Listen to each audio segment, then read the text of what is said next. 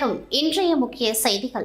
புதுச்சேரி மேல்துறை மற்றும் புதுப்பிக்கத்தக்க எரிசக்தி முகமை இணைந்து பிரதம மந்திரி சூரிய வீடு இலவச மின்சார திட்டத்தின் மூலம் வீட்டு மேற்கூரைகளின் மேல் சூரிய ஒளி மின் நிலையம் நிறுவுவதன் நன்மைகள் குறித்து பொதுமக்கள் அனைவரும் அறிந்து கொள்வதற்கும் இத்திட்டத்தில் சேர்ந்து கொள்வதற்காகவும் விழிப்புணர்வு முகாம் தமிழ்ச்சங்கத்தில் நடைபெற்றது. இதில் தொகுதியின் சட்டமன்ற உறுப்பினருமான ஜான்குமார் கலந்து கொண்டு முகாமை துவக்கி வைத்தார். இத்திட்டத்தின் மூலம் இதுவரை 530 நுகர்வோர் சூரிய மின் உற்பத்தி நிலையங்களை தங்கள் வீட்டு மேற்கூரைகளில் நிறுவியுள்ளனர். இவர்களுக்கு 3.65 கோடி ரூபாய் அளவிற்கு இந்த திட்டத்தின் கீழ் மானியம் அளிக்கப்பட்டுள்ளது. இந்த முகாமில் ஏராளமான பொதுமக்கள் கலந்து கொண்டு பயனடைந்தனர். புதுச்சேரி முதலமைச்சர் ரங்கசாமி மத்திய அரசு தாக்கல் செய்துள்ள பட்ஜெட் குறித்து அறிக்கை ஒன்றை வெளியிட்டுள்ளார். அதில் மத்திய நிதியமைச்சர் நிர்மலா சீதாராமன் அவர்கள் இன்று தாக்கல் செய்த 2025-26 நிதியாண்டிற்கான நிதிநிலை அறிக்கையானது மக்களின் எதிர்பார்ப்புகளை பூர்த்தி செய்து நாட்டின் வளர்ச்சியை முன்னெடுத்து செல்வதற்கான பிரதமர் நரேந்திர மோடி அவர்களின் எண்ணங்களுக்கு செயல் வடிவம் கொடுப்பதை உறுதிப்படுத்துவதாக அமைந்துள்ளது. குறிப்பாக நாட்டின் முதுகெலும்பாக விளங்கக்கூடிய வேளாண் துறைக்கு முக்கியத்துவம் அளித்து விவசாய உற்பத்திறனை மேம்படுத்துதல், பயிர்களை வகைப்படுத்துதல் மற்றும் நிலையான விவசாய நடைமுறைகளை ஏற்றுக்கொள்வது, அறுவடைக்கு பிந்தைய சேமிப்பை அதிகரிப்பது, நீர்ப்பாசன வசதிகளை மேம்படுத்துவது மற்றும் நீண்டகால மற்றும் குறுகிய கால கடன் வசதிகளை எளிதாக்குவதை நோக்கமாக கொண்டு பிரதம மந்திரி தன் தன்யா கிருஷி என்ற புதிய திட்டத்தை அறிவித்திருப்பது விவசாயத்தை மேலும் வளர்ச்சி பாதைக்கு கொண்டு செல்ல ஊக்குவிப்பதாக உள்ளது.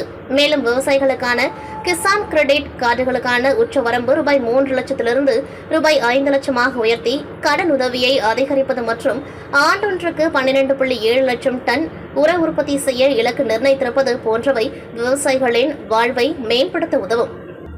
குறு மற்றும் சிறு நிறுவனங்களுக்கு வழங்கப்படும் கடன் வரம்பை ரூபாய் 10 கோடியாக உயர்த்திருப்பது, ஆதி திராவிடர் மற்றும் பழங்குடியினத்தை சார்ந்த பெண் தொழில் முனைவோருக்கான புதிய திட்டம் உள்ளிட்ட அறிவிப்புகள் இந்தியாவை உலகளாவிய உற்பத்தி மையமாக நிலைநிறுத்தவும், இளைஞர்களுக்கான வேலைவாய்ப்பை உருவாக்குவதற்கான நம்பிக்கை அளிக்கும் வகையில் உள்ளது.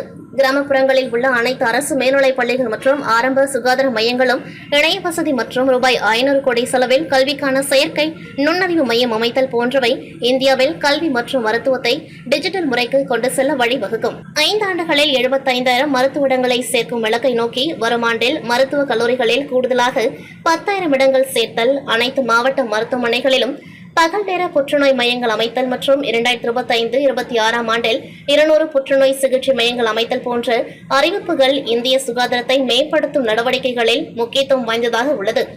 மாநிலங்களின் உள்கட்டமைப்பு வசதிகளை மேம்படுத்துவதற்காக மாநிலங்களுக்கு 50 ஆண்டுகளுக்கு வட்டியில்லா கடனாக ரூபாய் 1.5 லட்சம் கோடி ஒதுக்கீடு செய்ய முன்மொழியப்பட்டிருப்பது, ரூபாய் 12 லட்சம் வரையிலான தனிநபர் வருமானத்திற்கு வரிவிலக்கு, 36 உயிர்காக்கும் மருந்துகளுக்கு வரிவிலக்கு, மாநில அரசுகளின் பங்களிப்புடன் 50 சுற்றுலா தலங்கள் மேம்படுத்தல் மற்றும் தனியார் பங்களிப்புடன் மருத்துவ சுற்றுலா மேம்படுத்துதல், காப்பீட்டுத் துறையில் அந்நிய முதலீட்டு வரம்பு 74% 100% அதிகரிப்பு, கிராமப்புறங்களில் 1.5 லட்சம் தபால் நிலையங்கள் புதிதாக அமைக்கப்படும் என்கின்ற அறிவிப்புகள் பெரிதும் பாராட்டுக்குரியது.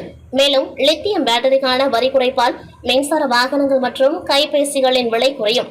நாட்டின் நலனுக்கேற்ற பல்வேறு சிறப்பு அம்சங்களை கொண்ட இந்த நிதிநிலை அறிக்கையினை சமர்ப்பிக்க வழிகாட்டுதலாக இருந்த பிரதமர் நரேந்திர மோடி மற்றும் சிறப்பான நிதிநிலை அறிக்கையை தாக்கல் செய்த மத்திய நிதியமைச்சர் நிர்மலா சீதாராமன் ஆகியோருக்கும் எனது பாராட்டுகளையும் வாழ்த்துக்களையும் தெரிவித்துக் கொள்வதில் மகிழ்ச்சி அடைகின்றேன் என புதுச்சேரி முதலமைச்சர் ரங்கசாமி தெரிவித்துள்ளார்.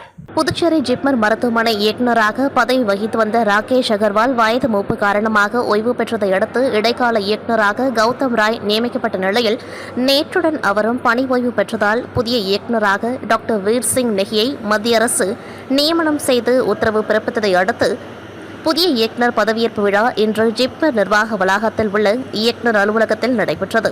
இதில் புதுச்சேரி ஜிப்மர் மருத்துவமனை இயக்குநராக டாக்டர் வீர் சிங் நெகி பதவியேற்றுக் கொண்டார். அவருக்கு ஜிப்மர் மருத்துவமனை மூத்த தொழில்நுட்ப அதிகாரி பிரபாகரன் மற்றும் ஜிப்மர் மருத்துவமனை மருத்துவர்கள், செவிலியர்கள், நிர்வாக அதிகாரிகள், ஊழியர்கள், ஜிப்மர் தொழிற்சங்க தலைவர்கள், சங்க இயக்குநர்கள் உள்ளிட்ட பலர் வாழ்த்து தெரிவித்தனர். புதுச்சேரி மாநிலம் ஏனாம் பிராந்தியத்தில் காலை 9 மணி வரை மூடுபனி காரணமாக வாகன ஓட்டிகள் முகப்பு விளக்கு எரியவிட்டு சென்றனர். ஆந்திர மாநிலம் காக்கிநாடா அருகே அமைந்துள்ளது.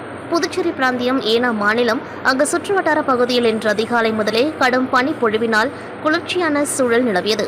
மேலும் அப்பகுதி முழுவதும் மூடுபனியாக காணப்பட்டது. காலை 9 மணி வரையிலும் பனிப்பொழிவு மற்றும் மூடுபனியினால் வாகன ஓட்டிகள் முகப்பு விளக்குகளை எரியவிட்டு சென்றனர். இதனால் அப்பகுதி மக்கள் வெவ்வேறு இடங்களுக்கு செல்வதில் சிரமம் ஏற்பட்டது. தமிழக வெற்றிக் கழக புதுவை மாநில செயலாளர் மறைந்த சரவணன் பிறந்தநாளை முன்னிட்டு கழக தலைவர் விஜய் ஆலோசனைப்படி பொதுச் செயலாளர் புசி ஆனந்த் அவர்களின் ஆணைப்படி இன்று மதியம் 200க்கும் மேற்பட்ட பொதுமக்களுக்கு காமராஜ் நகர் தொகுதிக்குட்பட்ட 45 அடி ரோடு ஜீவா நகர் மகாராஜா திருமண மகள் அருகில் உணவு, தண்ணீர், பாட்டில்கள் மற்றும் இனிப்பு வழங்கினார்கள். இந்நிகழ்ச்சிக்கான ஏற்பாடுகளை புதுச்சேரி காமராஜர் நகர் தொகுதி தலைவர் விஜய் செய்திருந்தார். இந்நிகழ்ச்சியில் சரவணனின் துணைவியார் கலந்து கொண்டு அன்னதானத்தை துவக்கி வைத்து பொதுமக்களுக்கு உணவு வழங்கினர். முன்னதாக சரவணனின் படத்திற்கு மலர் தூவி மரியாதை செலுத்தப்பட்டது. இதில் கழக நிர்வாகிகள் ஜெயபிரகாஷ், வினோத், செந்தில்குமார், யுவராஜ், திருநாவுக்கரசு, புகழேந்தி, கார்த்திக், விஜய், சங்கர், கிருஷ்ணா, வெங்கடேஷ் மற்றும் ஏராளமான தமிழக வெற்றி கழக தொண்டர்கள், பொதுமக்கள் என ஏராளமானோர் கலந்து கொண்டார்கள்.